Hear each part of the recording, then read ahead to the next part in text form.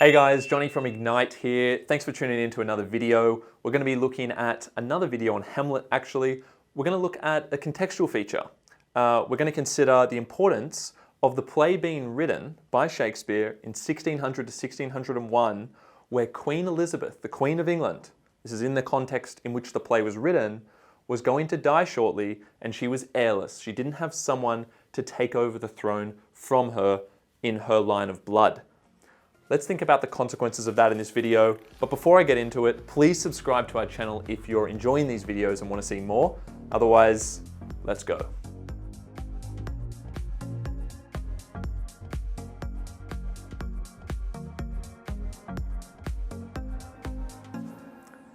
Okay guys, so the aging Virgin Queen, Queen Elizabeth I, was called the Virgin Queen because she didn't have an heir to the throne.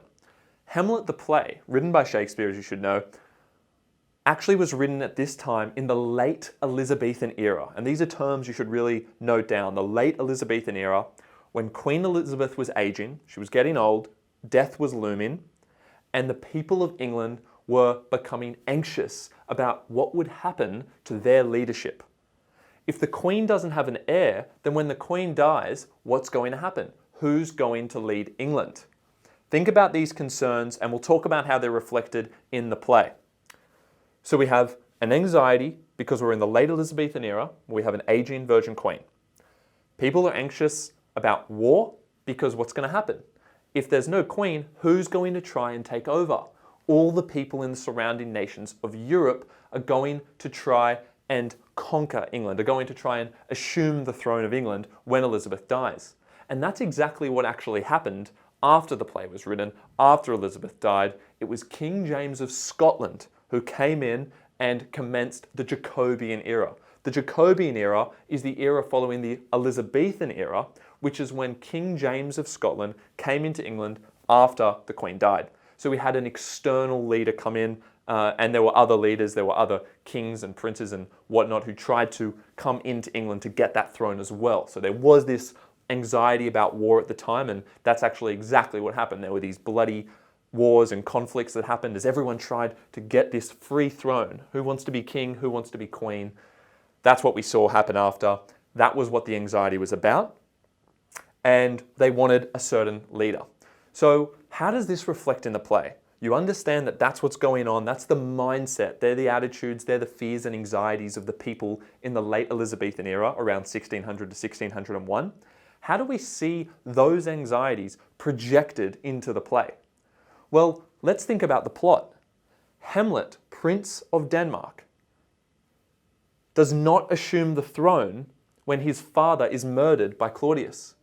So we see someone assume the throne who isn't the heir, so we don't see the heir take over the throne. That's exactly what people are worried about, that there is no heir who's going to take over the throne. So we see it reflected in that sense.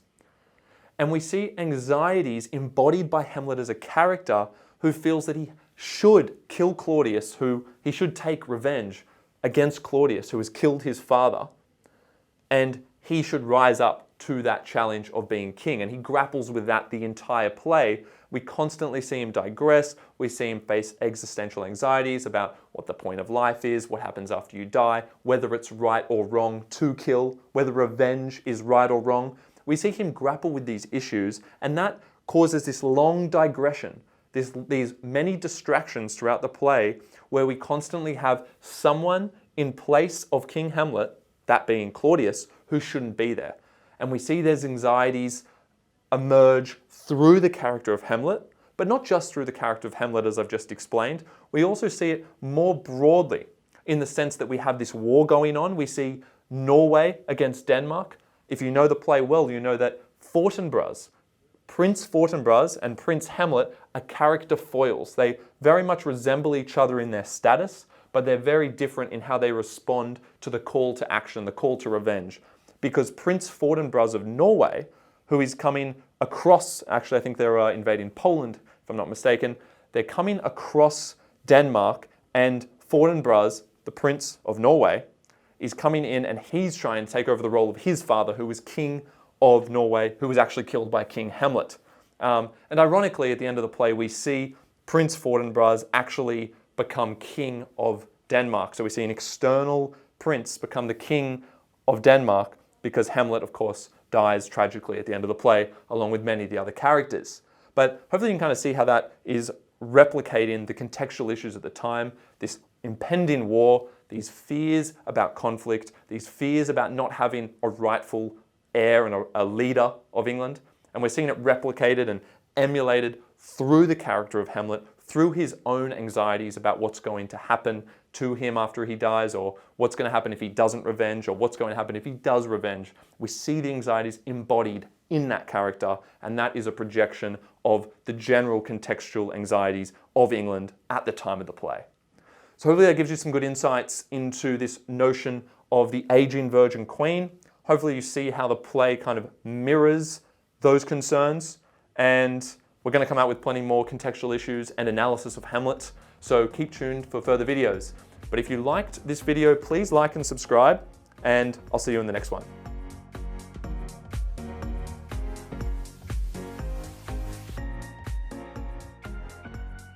Hey guys, thank you so much for watching. If you do like the content, subscribe to our channel and we'll have more videos coming your way. That's right, guys. Thanks for watching. And please make sure you check out our online resource database. We've had a team of state rank achievers and heads of English put these together for you, covering everything from essay structures and examples all the way through to craft of writing and comprehension skills. So check them out at ignitehse.com.au, and we look forward to seeing you in the next video.